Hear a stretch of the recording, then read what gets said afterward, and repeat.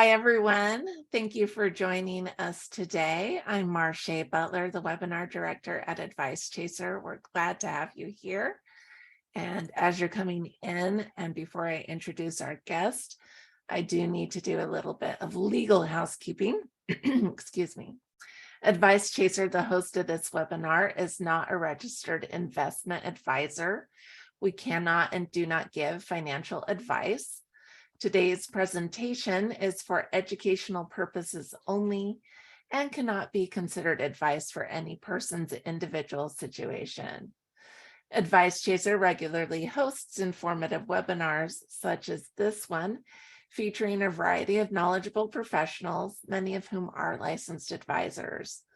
Any opinions, ideas, jokes, or principles expressed by presenters are their own, and however true, funny, or interesting, are not endorsed by Advice Chaser. Please do not act on the information you hear today without consulting a qualified financial professional. Well, we're thrilled to bring you today's educational presentation. Attendees are muted, but we do encourage you to ask questions and make comments using the chat box, and the presenter will answer those queries during or after the webinar today as appropriate. If you ask a question in the chat box, go ahead and leave your phone number as well. If we can't get to your question during the event, we'll make sure someone reaches out to you after today's event to make sure that gets addressed. We want this experience to be as educational as possible, so please don't hesitate to ask for clarification or expansion of the material. I'd love to introduce you to our presenter today.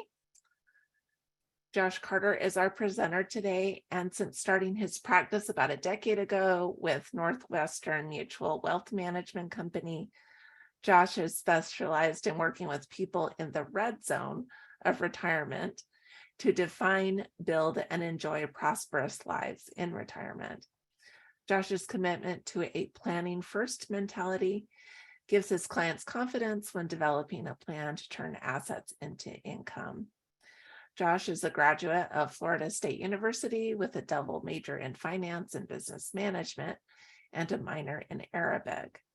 Josh is a certified financial planner, chartered financial consultant, and retirement income certified professional, holding FINRA Series 7 and 66, 215 life, health, annuity, and long-term care licenses.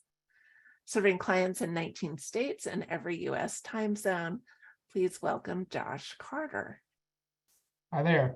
I appreciate you giving people a heads up about the jokes, because being a new dad, we definitely need to have a warning about that, I think. So, all right. Well, let's go ahead. With doing a webinar like this, I don't get feedback if my dad jokes are going to land. So the warning is appreciated. But hi, everyone. I'm Josh Carter. I help people who are close to retirement retire with the utmost confidence. Today, I'm going to show you 3 ways to thrive in retirement. I'll show you the critical planning changes to look out for pre-retirement versus in retirement, how to ensure you never run out of money throughout retirement, and how to implement a plan to enjoy retirement to its fullest capacity. And notice real quick that the emphasis is on planning, not simply on saving alone. A couple initial thoughts to get our thinking right about modern retirement planning. If we just look at as recent as a couple of generations back as our parents or grandparents' generations, pensions and Social Security were the main ways people were funding this goal. That meant most retirement income plan was pretty much already done on your behalf by your company or Uncle Sam. Today, though, pensions are a rare breed, and Social Security is technically scheduled to be depleted by 2033. So planning for retirement is almost entirely on your shoulders at this point. So when planning for retirement, it's easy to focus, again, just on saving as much as you can. That's important, don't get me wrong. But when all our efforts is getting to retirement, it's easy to forget that you need to get through retirement. How much money you save is just, again, one part of the equation. So we need to figure out how to use that money during retirement in a way that makes the most out of it, which is, again, why planning is so important. So let me start by asking you this initial question here. Do you think there's even a chance you'll outlive your savings? Everyone planning for retirement ultimately has their whole financial life collapsed down to one binary scenario, which I call door one and door two. Door one being money outlives the people. And with this scenario, dignity, independence, and legacies ensue, right? Alternatively, there's door number two, being people outlive the money. In this scenario, dependency on your family and or the state, and no financial legacy being left. Spoiler alert, this is the number one risk in retirement income planning. So very important to get our heads around. But if you answered yes to that, you're not alone. 2/3 of Americans feel the same way that you do. And that's, again, a lot of people experiencing this worry about this giant topic. So let's get into our first agenda item here and talk about what occurs or what changes occur when you move from the accumulation phase and then move into the retirement distribution phase. Our prevailing goal, again, is to make sure that we have the best shot at making our money last. So the first step is understanding the strategies that we've been using throughout our working years to save for retirement may not be the same as those that will get you through retirement. That's because when you're working, you're accumulating retirement funds. Your goal is building that nest egg so that we can live the life that we want by design in retirement. But then things change. In retirement, we're no longer focused on building assets. At this point, we're thinking about turning those assets into income that we've spent 30 or 40 years saving into income. And that might not sound like it's very hard, after all, which would you rather be doing, right? Saving or spending? But how you use those savings can and really react to the uncontrollables that life throws at you in retirement can make a huge difference on how long those dollars last. So it used to be that you've probably heard the 4% rule, meaning that if you withdraw 4% or less of your savings each year, you're pretty well assured you're going to have enough money to last your whole life. Today, though, it's a little more challenging. Market volatility, for example, like we saw last year, makes things less certain. And we're all going to be Darth Vader at some point, right? More machine than man, and living longer than previous generations. I love that, Marche. I can see you just cracking up. That makes me feel so much better that my dad jokes are working. All right, that's that's great. But again, money needs to last longer than we do. So plus what source and in what proportion we withdraw funds can make a big difference on your income capacity, as I call it. When to take money out of tax-free Roth accounts versus non-qualified joint or individual accounts subject to capital gains versus tax-deferred accounts like your IRAs, 401ks, which is taxed at ordinary income rates. Again, not only has a big impact on how long your money lasts, but how much you get to keep versus how much we fork over to Uncle Sam. So, and just FYI, it generally makes sense, again, general rule, to pull money from the non-qualified accounts first, followed by the IRAs, 401ks, followed by Roth accounts. We can get into that more detail here in a minute. So, yeah, I just had a question. Can you explain what a non-qualified account is? So non-qualified is an account that is not tax qualified. There's 3 different areas that money can be taxed when it goes into the account, during the growth years, and then when the money comes out of the account. A non-qualified account doesn't have the tax deduction that like 401ks and IRAs have, and it doesn't have the tax-free distribution like a Roth does, but it's more liquid. You can get to that money easier pre-retirement, which is the IRS designates as age 59 and a half. So is that helpful? Okay, cool. So again, one major change in your investing time frame is the length of time that money will be invested before we likely need to actually use it. That's because when you're saving for retirement, you have a pretty good handle on how long you'll be investing, and to some extent that's controllable, right? If you're 45 now, plan to retire at 65, we've got 20 years to plow away money. But after pulling the trigger on retirement, though, time's a bit of a wild card. No one knows how long you'll actually live, besides the actuaries up at home office with their crystal ball. You could very well live to 75 or 90 or triple digits, right? But planning for a lifetime of retirement income is difficult but important when you don't know how long that life is going to last.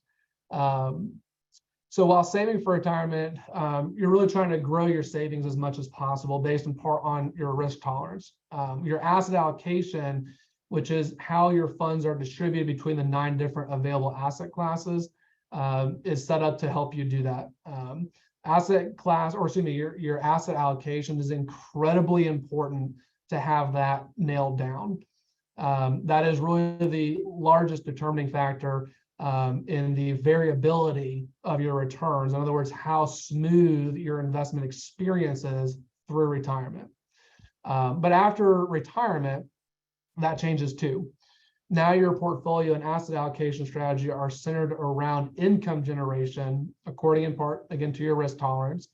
Growth in your investments is still important, but because of the longevity wild card, income generation is now center stage. A key strategy we employ with my practice is the idea of time-weighted asset allocation. And this is essentially aligning different pools of money to specific time tranches. A certain asset mix, mostly cash, for example, years 0 to 2, and then another mix for years 3 to 8, another one from 9 to 14, and the last one for 15 years out.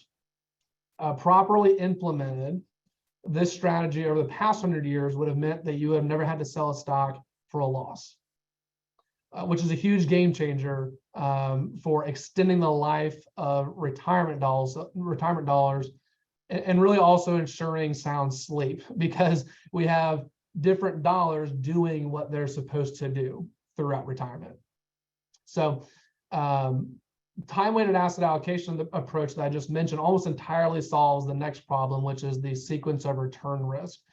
This basically says that when losses occur, can have a major impact on a retirement portfolio's likelihood of success. You've probably heard of Monte Carlo simulation. That's a good example of what we're talking about here. Having a bear, which is just jargon for a declining market in the first couple years of retirement, again, has a huge impact on how long those dollars will last. And it's really imperative, because we don't know when those down markets are going to happen, that you have a plan around this. So the damage from these losses increase exponentially also if you're taking withdrawals from your portfolio simultaneously. And so we got an example here to show you why this is such a big deal. So in this example, I was just going to ask if we had an example, because I know that we've probably thrown out some terms that people don't necessarily know. So go through the example, and then I have a couple terms I want you to go back and redefine. Absolutely, yeah. And you know, I know a lot of this is like Arabic. I minored in Arabic in college. To a lot of people, and my job is to be the translator. So happy to do that. But in this hypothetical example, we've got an investor, we'll call her Meg, who saved $500,000 in her retirement plan through work. To keep it simple, we'll say she's 50% in stocks, 50% in bonds, which puts her at a balanced portfolio. And we'll say she retired to age 60 and starts taking withdrawals of 5% advisable from, you know, whatever advisor she's working with. And we'll put this retirement date as January 1 of 73. And you might ask why we picked that. And the reason being is because 10 days later marked a big market downturn that lasted for 2 years. And the next slide here, we can look at the actual returns from that time period for Meg's retirement. On the left-hand side of the screen, we're assuming she kept that 5% withdrawal schedule the same, and Meg's portfolio didn't last as long as she did, door number 2 from earlier. On the left-hand side, again, she runs out of money in August of 94, when she's still in her early 80s, which is still pretty active age, but in this scenario, she's on the, what I call the cat feed retirement. That's a whole other story. But again, just basically Social Security at that point. Whoa, there we go. Sorry, I'm scrolling on the wrong thing here. But what if the sequence of returns was flipped? In other words, instead of getting the bad returns in 73 on the front end, she got that on the back end, and had the better returns of the early 90s and late 80s on the front end. So exact same returns, just flipped when they happened. That's what the scenario on the right-hand side is, right? And in this scenario, her portfolio tripled in value over time. Now, again, why is there such a difference? When you're withdrawing from your portfolio at the same time it's experiencing a large decline, it's difficult for it to rebound because more money grows on more money, right? The earlier your losses occur, the greater the damage, essentially. So again, this example points out the reality, which is we don't really get to choose what market we retire into. And if you need further proof of that, just talk to anybody that retired in 2007, 2008, and they had to, who had to reimagine their entire retirement income plan because of the Great Recession. So let's get into the 6 key risks when planning for retirement. Before we go on to that, yeah, do go you ahead. mind if we go back to that other slide? And I do have a couple of things I'd like you to talk about really quickly. Absolutely. So you mentioned the Monte Carlo simulation. Can you explain a little bit about that? I'm not sure our attendees know about what that is. Yes, absolutely. So Monte Carlo simulation is a software program that runs usually around 500 different iterations of a retirement income plan. This is incredibly important because the output of it gives you a number of times that the plan experienced success, which is great. A number of times that the plan was underfunded marginally, and you might have been in a gray area. And then also the amount of times that we had plan failure. The different iterations run scenarios with different tax rates, different inflation numbers, different rates of returns, different rates of return sequences. So it runs all these different iterations of a retirement income plan, and then spits out again how many of them we're experiencing a plan failure. As long as you're in the 90s, as far as 90% being okay or complete success, then we're generally in the ballpark we need to be in. If not, we might need to change some expectations, whether that's an income goal, when you retire, do we do a phased retirement, that kind of thing. You're on mute. We had one more question about Yeah. this graph. The left side is the example where she drew money from both sources, so both bonds and stocks, while the right side, she started with bonds and then stocks later on. I'm not sure that that's what this graph means. Can you explain where she's withdrawing her funds? Not quite. Yeah. So this is pulling 5% equally from stocks and bonds in both scenarios. On the bottom of the graphs here, I know it's a kind of an interesting idea, but on the bottom here, we've got the years like normal on the graph on the left side, going from 73 all the way to 93.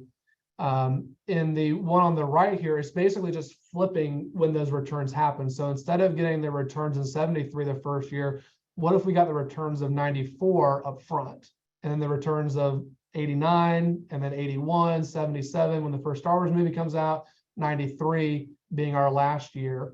So it's just showing how the timing of different market returns can drastically affect how the long-term portfolio works for us or doesn't. And I know that we had talked about this a little bit at the beginning before our guests came in, is that this is especially important as we're experiencing a down market. Correct. Yeah. Now, likely if we have a double-digit down market like we did last year, statistically not likely to have that again.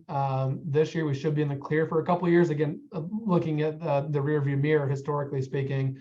So if you're not in retirement this very second, that's actually very good news that we just had a down year, because that means the first couple of years, statistically speaking, will actually be positive years. So are we good to keep rolling? Awesome. So again, let's look into the 6 major risks when planning for retirement. Again, we've alluded to a couple of them already here earlier, but their impact on financial security changes again with that pre or post retirement situation. So again, that's why that when I'm working with my clients, I spend a lot of time making sure that their retirement income plans are resilient to against each of these risks. Because even though each of our clients have their own unique and personalized plan, these 6 risks are ever present for everybody, really. So I'll hit on these at a high level here, and then we'll go into each of them in a little more detail. So market risk, we just spent a little bit of time talking about that. This is, adjusting your portfolio as you get older to align with your risk tolerance and income needs. Longevity, door number 1 versus door number 2 from earlier, which is, how long you'll live, making sure your money lasts as long as you do. Taxes and inflation, having a plan around, for your money to account for inflation, reducing the purchasing power and the ever-changing tax code. Planning for the next one, healthcare costs, medical expenses, again, always rising, and those premiums we need to be looking out for when we start paying for medical expenses in retirement. That's bifurcated from the next topic, which is long-term care, to help ensure that the cost of a chronic sickness or injury that's not covered by government sources doesn't prematurely drain our assets. And then the last one being legacy. So with adequate planning, we can make sure we can leave a financial legacy to loved ones and or charity. So thinking about these risks on a scale of 1 to 5, with 1 being not a problem at all and 5 being keeps me up at night, which of these are 3s, 4s, and 5s for you? Let's go Those ahead are the and ones you should talk to an advisor about first. And everyone sees these risks differently, but which ones do you feel are most concerning? Did you want to jump in, Marseille? yeah, I mean, we could have people do it as a comment in the chat if you want to participate. And this is more of a rhetorical question. This is I don't double want to checking. blow up the chat box for you. Okay. That's a good point. I didn't think about that. All right, so let's go a little bit into deeper in each of these and get a grip on their impact. So market, again, being a huge factor for retirement planning, and that's primarily because no one can predict when, again, not a matter of if, but when a market downturn will hit and how long it'll last for. And those down markets can obviously affect retirement savings pretty substantially. As we saw in old Meg's example a couple slides ago, there's also the possibility that timing of those down markets with the sequence of return risk can have a pretty drastic impact also. So, in fact, as you get closer to retirement in the pre-retirement phase, the greater the impact the risk might have on your plan, because there's less time to recover if the market does take a serious tumble. But I want to speak plainly here.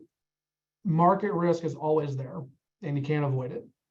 Though I do hate using the word risk, because the only realism in investing is optimism. What do I mean by that? So since 1926, couple stats here, and these I think are put things in perfect perspective. The S&P 500, which is the index of the 500 largest publicly traded companies in the country, have compounded at around 10% a year. This is despite the annual intra-year decline of almost 15%. The 15 to 20% decline every 3 years, we just saw that last year, and over a 20% decline 1 out of every 5 years.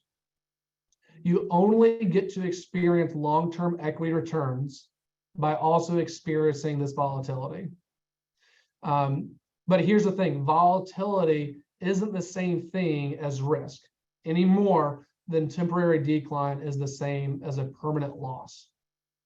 We as humans have a very hard time mentally wrapping our head around this because of the psychological phenomena of loss aversion, which is why it's of paramount importance that you work with an advisor who you like and trust and respect, ideally.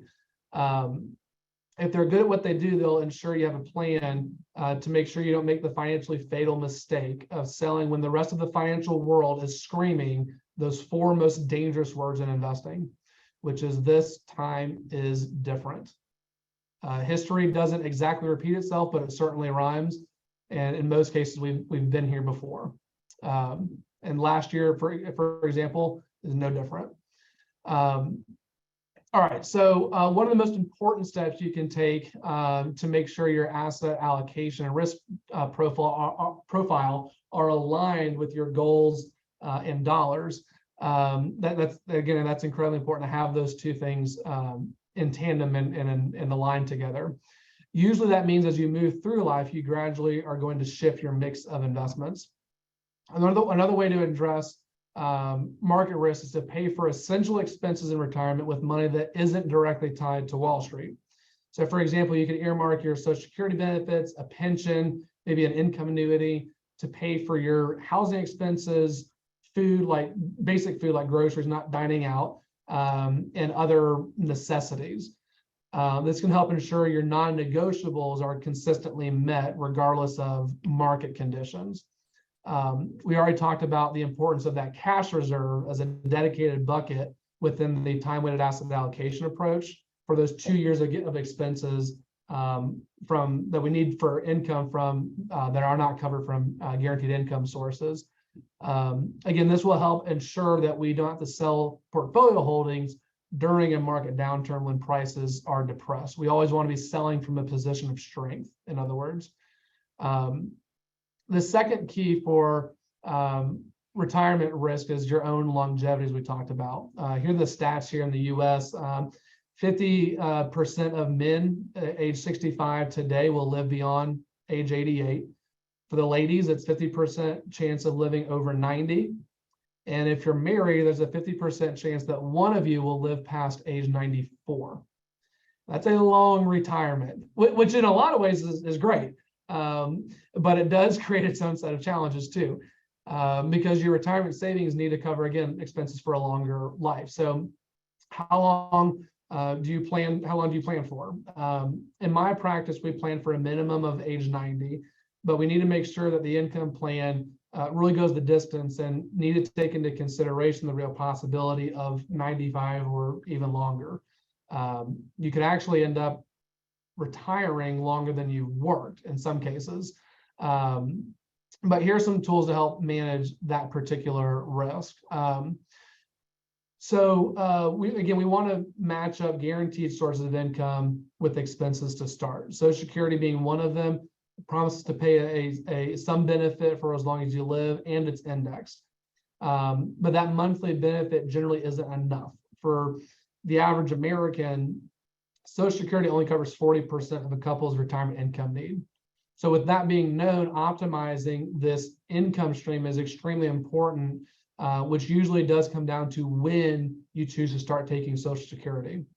And when you're thinking about that Social Security strategy, you need to consider the health of the filers, whether you're better off taking early, on time, or deferred, and who should take a worker's benefit and who should maybe take a spousal benefit or maybe two workers' benefits.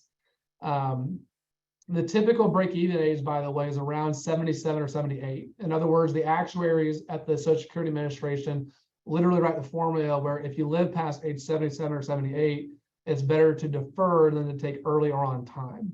But this is extremely situationally specific. So that needs to be talked about within the context of a whole plan. There are some pension plans still around here in Jacksonville. We got a couple companies that still have them. And if you're lucky enough to have one, that's another guaranteed source of income.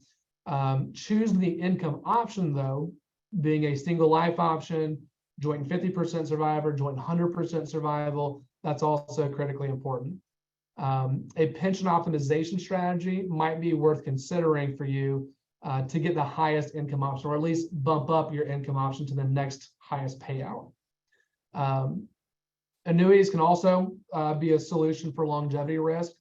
They're one of the few investment vehicles that provide a guaranteed income stream, and they can help improve the odds of your portfolio lasting as long as you need to through your whole retirement. And I don't know if anybody's looked into this at all, but Ernst & Young has done some great research on this recently. They used industry average products. They didn't use any one company specific, but their planning around that has been groundbreaking in my opinion. So, but in case you don't know, income annuities are contracts with insurance companies in which you essentially exchange a portion of your savings for a guaranteed income stream.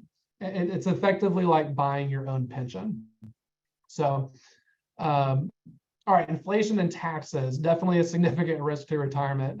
2022 definitely reminded us that inflation is in fact a real thing, and can have a huge impact if it's sustained on your long-term financial security. So for example, here, after 25 years of trendline inflation, which is at 3% here, the purchasing power of 100 grand goes down to 48 grand after 25 years.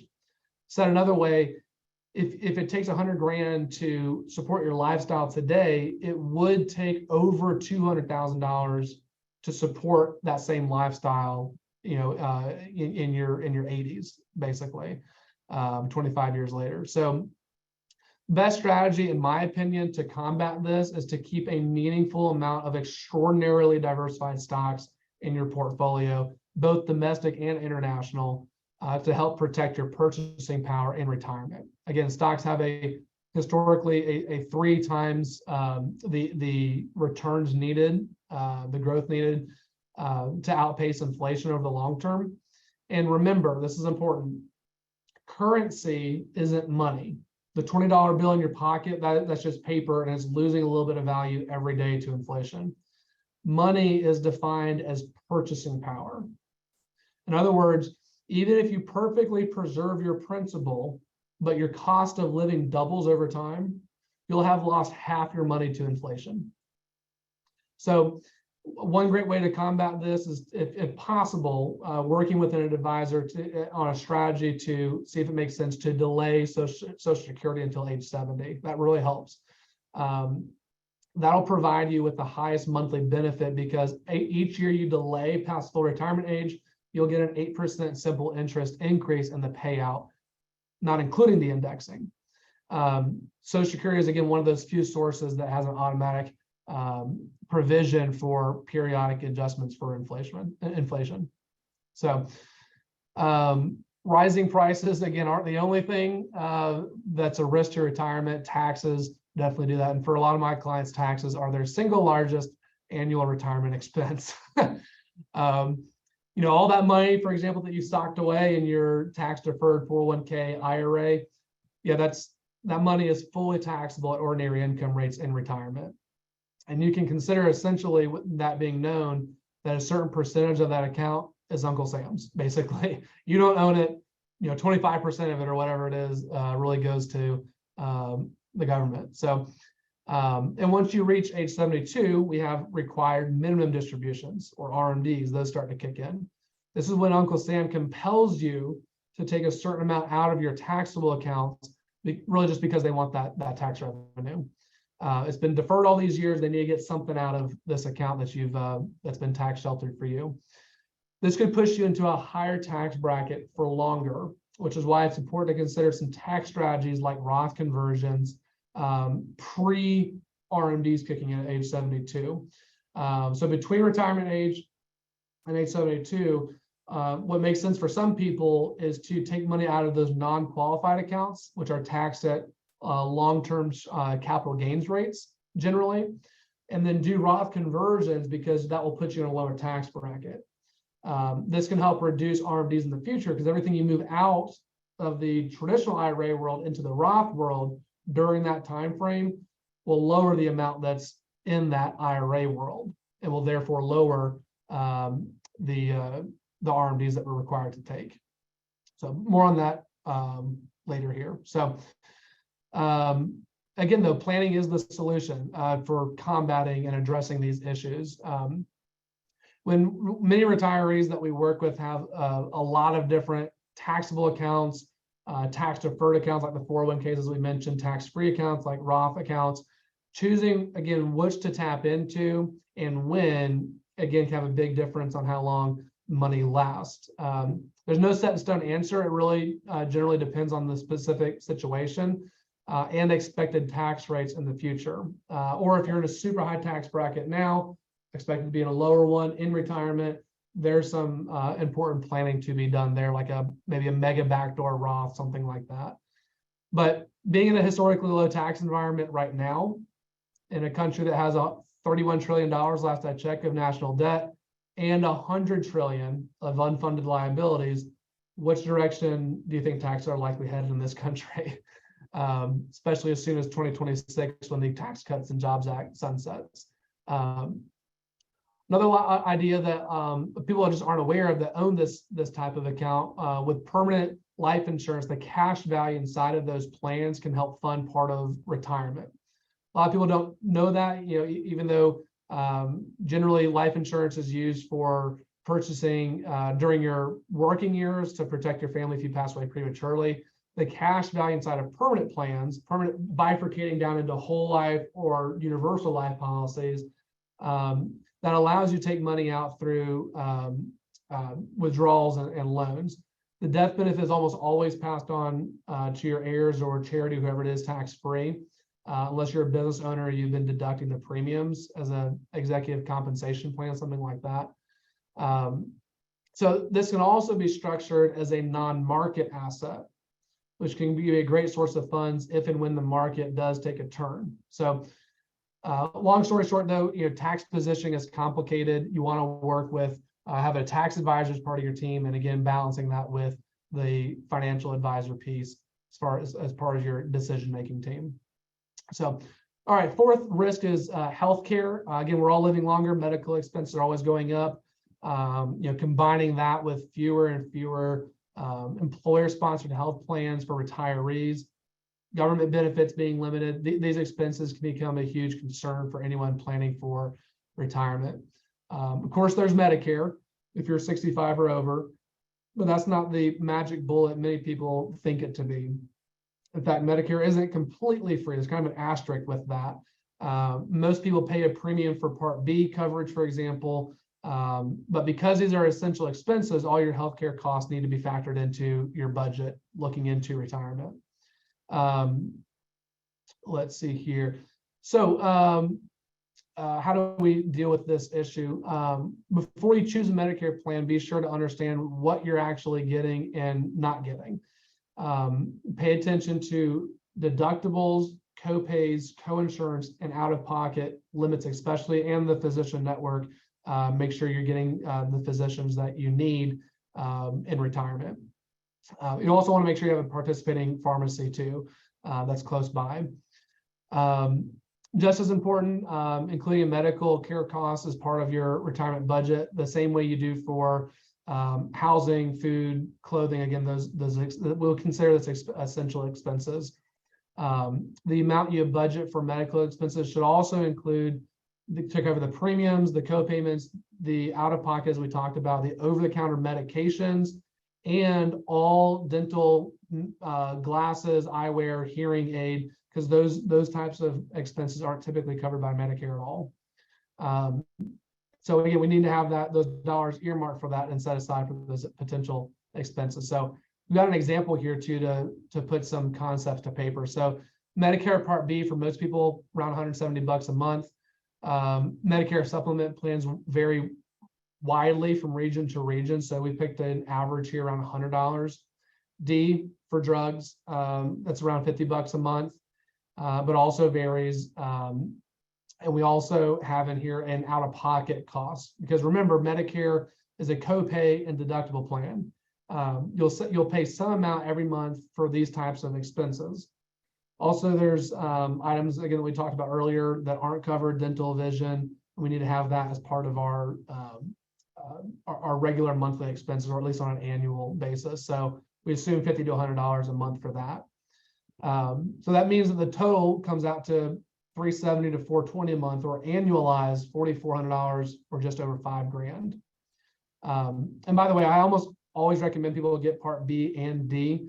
And if you don't get them when they become available, the premiums get more expensive as you wait. So healthcare costs aren't the only thing. Again, I talked about long-term care being bifurcated out from that earlier, because that is really defined as a prolonged illness or injury that isn't covered by private or public, being Medicare health insurance. So the cost of providing care, like helping with dressing, bathing, eating, all those basic, what we call activities of daily living, those can very quickly be devastating to a retirement income plan. The statistic is in the developing world, 7 out of 10 people are going to have something like this happen during their lifetimes. And that was my exact stat for my grandparents, my 4 grandparents. 3 out of 4 has something like this happen. But I'm curious, have you thought about who would step in to help with a plan like this if something were to happen? How would that affect your life? How would that affect, your family's life if they're the ones stepping in? It's obviously, as we can see by the numbers here, a huge financial toll, but it's also a big emotional toll on you and your family, especially if somebody has to quit working to provide help. So that's why it's the fifth retirement risk here. You can see what the cost of coverage for each of, cost of care is for these 3 different types of care today, the darker blue, and then what that would look like 30 years from now, at how inflation has affected these numbers over the past 20 years. Big numbers, and in many situations, again, these could easily cut into retirement savings or drain them completely. Medicare or Medicaid, doesn't kick in until you're technically impoverished, is really how it's defined. You can't have, in most states, more than $2,000 of assets, a single car, and a house that's not worth more than usually around $500,000 before Medicaid kicks in. So again, having a mitigation plan in place for this is important. So last thing we'll talk about is leaving a legacy. Something that's incredibly important to a lot of people. Whatever that legacy means to you, passing money on to the next generation, funding college for grandkids, leaving money to your church or an important cause. But usually people don't plan around this with the same money that they're counting on for themselves for retirement. If you do, you could run the risk of not being able to leave a retirement legacy at all. When I'm working with my clients, how I like to have people think about this with legacy planning is to think about yourself at age 85.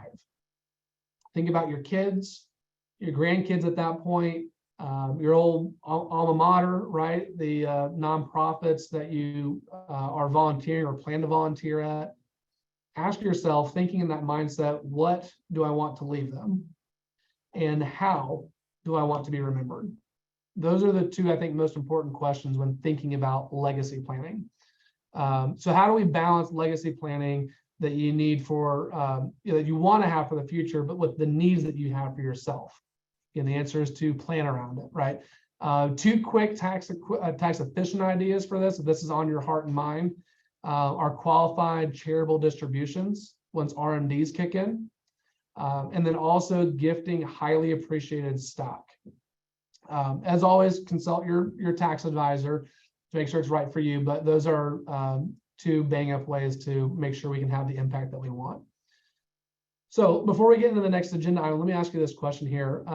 Have any of you taken a vacation in the last year or 2? And a COVID staycation counts, by the way.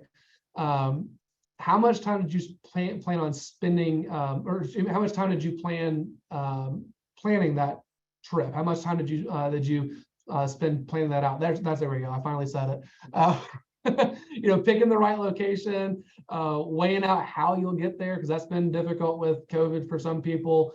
Finding the perfect Airbnb, researching things to do once you get there. Some people spend more time planning out their vacations than they do retirement, which is going to be the longest vacation you'll ever take. So we need to put the time in and really plan for it, so you can make sure you have the retirement that you want. And again, make sure that money lasts as long as you need it to. Again, that most important piece there. So with everything we've talked about, hopefully you can see why retirement income planning can't be boiled down to a single number. Everybody always asks, what's your number? Why it can't be solved with a single product, a single savings vehicle. It's a process that takes thoughtful planning and ongoing review, and maybe things being brought up to you that you haven't thought of before. Make sure all of our bases are covered, and updating as life happens, because it has a way of doing that. So how do we get started? So we'll talk about 3 ways to really start building in that confidence with retirement income planning. So First, you want to consider the different lifetime income sources that you have. After decades of saving and investing, the goal in retirement is to have the income to live the life that you want by design, and for that money to last as long as you do. To make that retirement plan work in real life, we need to put down numbers to papers, right, and create a budget. Sounds very simple, but it's really, really important. So let's talk about that here some. First thing I like to start with is writing down what you want in retirement, what's new, especially. Whether you're moving to another state and taking into difference in state income taxes. Florida is great because we don't have those. Traveling to see family more, downsizing your house, whatever else, and then putting thought out numbers to them. Those numbers are a big deal because if you don't exactly know what you're saving for, how do you know if you're going to be on track or not? And so to make your retirement goal a reality, you have to be specific. And also take into account what will drop off the payroll, right? You don't have to actually save for retirement once you're in it.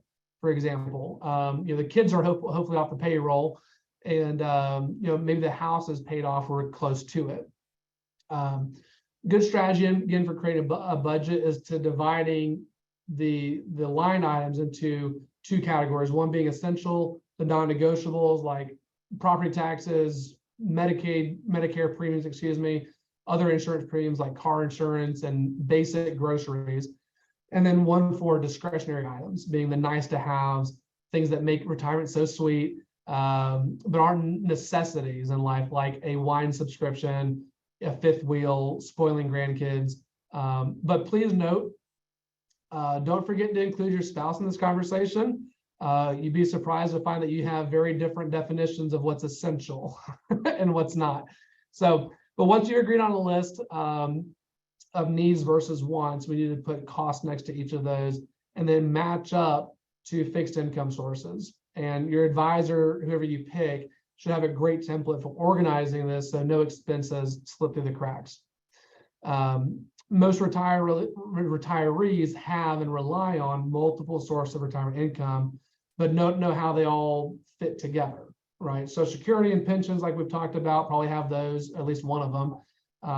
Employer-sponsored plans like the 401ks, 403bs, the 40 whatevers, traditional and Roth IRAs, personal investments, the non-qualified we talked about, maybe business assets, royalties, rental income. The key is to identify which of them you can count on and pair up with essential expenses with those fixed income sources. And if you think about it, that makes intuitive sense, right? To have your predictable income sources lined up with your things that you can't live without. And I'm not talking about Amazon or Starbucks here. Believe it or not, you can, in fact, live without those.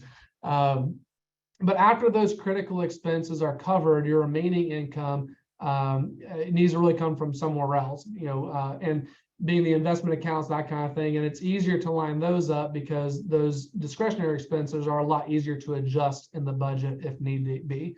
We are of the opinion with a properly designed plan, the only thing that should guide your investment strategy is your life plan and not the other way around.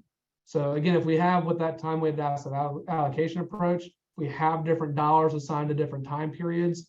We don't care if the market goes down 15% because that's really affecting our long-term money. The money that we have for the next 2 years already locked in, right?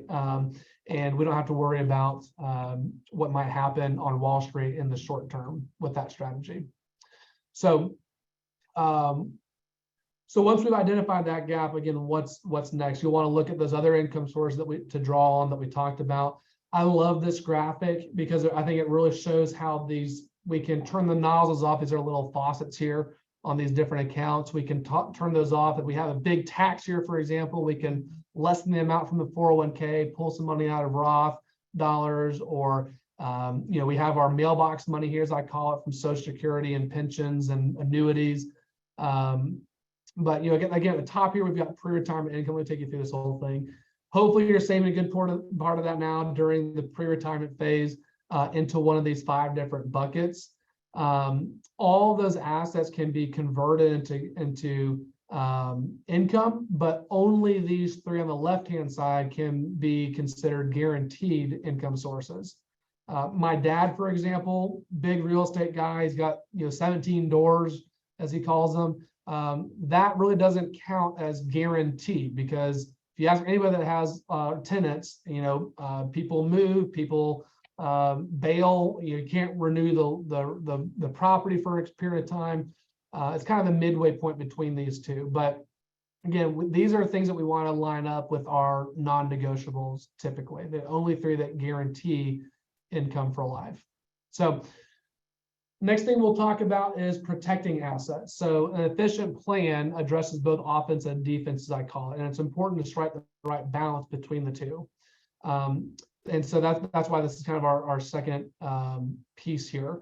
So before retirement, we'll want to protect against the event that you couldn't work for an extended period of time, because for most people, their future income until the last couple of years of working is still their most valuable asset, right? We would need to make sure that you can keep paying the bills the same way and keep saving the same way, whether you can or can't work. So most people have group coverage through work. It might make sense to have a small supplemental plan, because 25% of the workforce, at least in the US, can have something like that happen during their working years.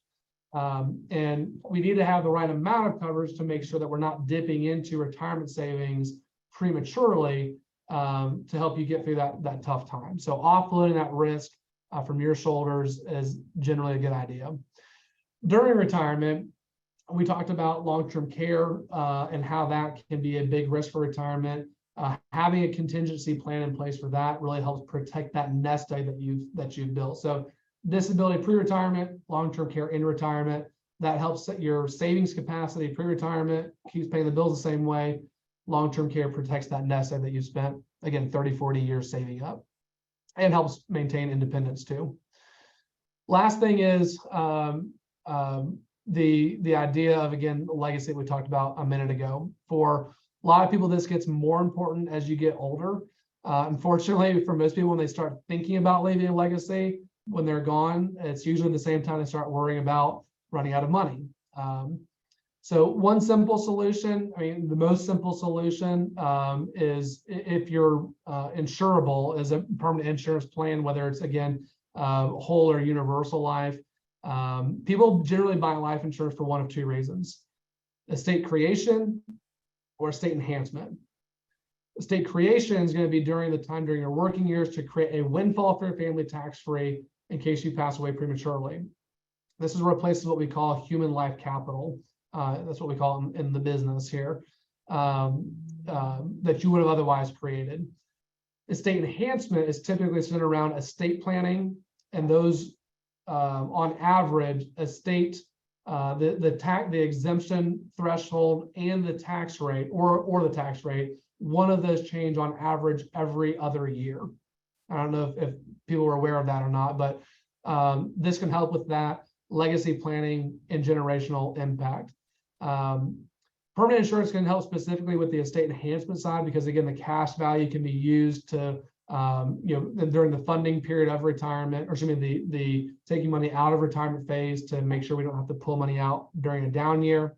It's a tax efficient way to leave a legacy, because the death benefit will pretty much always be higher than the premiums that you paid in if you structure it right, and it's tax free. You can get a survivorship policy that's much easier to qualify for through underwriting, because it's underwritten on two people. And that's a great way to earmark, okay, these dollars are for the kids or for the grandkids, the rest is for me, right? But again, properly designed, that can be a great way to ensure that happens. So, but wrapping up here, after working, saving diligently for years, you really deserve a retirement income strategy that you can count on no matter what. One that isn't dependent on the whims of the economy, your employer, the government, or anything other than what you've envisioned this long for your retirement. So I've covered a lot of ground today. We talked about how your retirement planning strategies need to change pre-retirement versus in retirement when you're actually spending money. We've talked about the 6 major risks to retirement planning. And we've talked about strategies to create financial security in retirement, and how important it is to have that confidence in your plan, and with an advisor that kind of helps inspire that confidence help your money last as long as you do. So the process of planning for retirement and retirement income is incredibly important, and it's complex. And the earlier you start, the better. Something sooner is better than larger later, as I always like to say. It's not something you want to do alone either. We're getting into the playoff season here, and my Jacksonville Jaguars have made it, and it's excited. It's good to be excited about the Jags for once. But I use that as an example because you wouldn't want to try and play against an entire football team with only you on your team, right? Just the same way you wouldn't want to go to an accountant for heart surgery, right? You need both a team and a specialist to navigate this next stage of life. And so find someone that you can work with, that you trust and respect, someone that's credentialed, and someone whose job it is to know the nuances of retirement income planning. Again, retirement planning is much different than saving up until retirement. So again, someone that can work with you to develop a plan that suits your specific circumstances and helps you not try to, but actually will help you retire and have the retirement of your dreams, and have that through retirement. So again, someone who will be there as life changes and help make sure that your plan changes too. So appreciate everybody being here. Again, I'm glad we could be a resource for you here some today. All right, well, we have a couple minutes for questions, and I'm going to go ahead and throw a couple at you that we got during our presentation here. So this is a great question. If you've never dealt with stocks or bonds before, how should a beginner start getting involved with building a portfolio for retirement? That's a great question. Yeah, a lot of people have just socked away money in their 401k. And that's a great strategy, by the way, but then it gets to the point of, what do I do with all of this?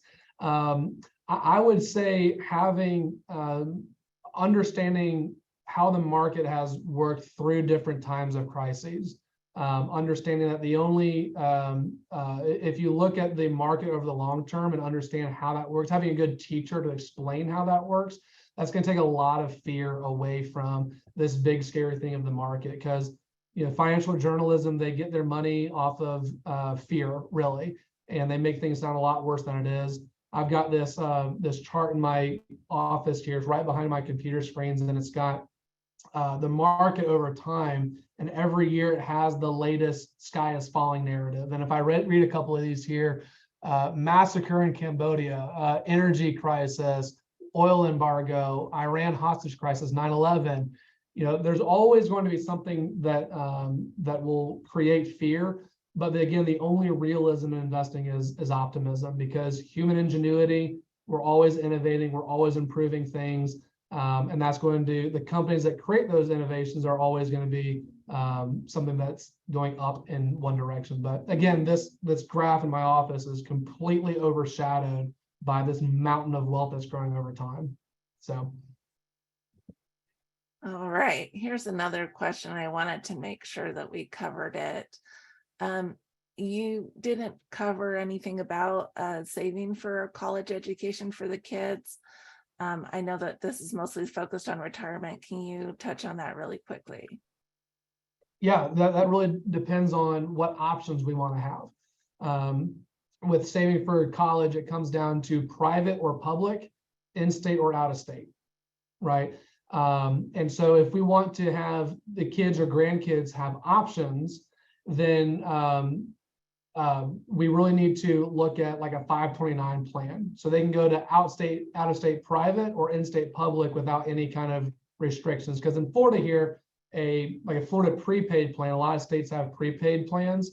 Those are great because you get the cost of college today before inflation takes it off to Never Land. But if the kids don't go to a participating college, which is usually in-state public schools, then you just get your basis back. You just get back from the plan what you put into it. So yeah, 529s are great for flexibility. For cost efficiency, a prepaid plan is great. There's some other options out there that you can use for college, like a UTMA account, where you get some tax benefits. The account is generally taxed at the child's tax rate. But with that account, it legally becomes the child's at age 18. And some people don't want to fork over 100 grand to an 18-year-old. So Thank you. And then one last question. You had talked about the different types of assets and how they have different, they're meant for different purposes, that time frame. Again, can you give some examples of those and maybe go over those time frames again? yeah, the concept of that is, again, to have dollars dedicated to different time tranches. So if we've got a 3 to 8 year tranche, for example, generally we're going to be looking at something like 40-60 or 30-70, meaning that we have 30 or 40% in stocks, the rest of it in bonds. That way, if we are running into those dollars, we've got bonds that we can fall back on, which aren't generally as volatile as stocks are. 9 to 14 years out, generally 70-30, 70% in stocks, 30% in bonds, and then 15-year plus, generally 90-10. Because the only thing that can screw up a long-term goal is not beating inflation, right? The only thing that can screw up a short-term goal is a bear market. So I could talk about that till you're blue in the face, but that's generally the bookends, right? We got the super long-term money, super short-term money, and then 2 tranches of midterm, and they kind of waterfall into each other as you take money out of the cash. The next 3 to 8 years replenishes the cash. 9 to 14 replenishes. We manage all of this for people, but again, the visual of the waterfall is helpful, I think. Yeah, that's very interesting. I've never had anyone explain it that way, so I appreciate that. Yeah. Well, folks, we've reached the end of our time. I know that there may be some more questions coming in. Go ahead and leave them in the chat. I'll go ahead and save the chat, and we can reach out to you after today's event and make sure those get addressed. On behalf of Advice Chaser, I want to thank the organizations that have worked with us to bring you this webinar today. Thank you, Josh, so much for being here. And again, a couple questions about this next part of my explanation. Yes, we will be sending out an email with a link to the replay of this event, and you're welcome to share that replay with your friends and family. Give us about a day. It takes us a little bit of time to process that recording. Here at Advice Chaser, we're all about helping you find a financial advisor who's a great fit for your life and your financial questions. Our matching service is free to you, and every one of our advisor partners has committed to offer a free initial consultation to anyone we introduce them to. Find out more by going to advicechaser.com and clicking on the link to find an advisor. Once again, from Advice Chaser, thank you everyone for coming. We really appreciate you being here, and we hope to see you at another webinar soon. Goodbye, everyone. See ya.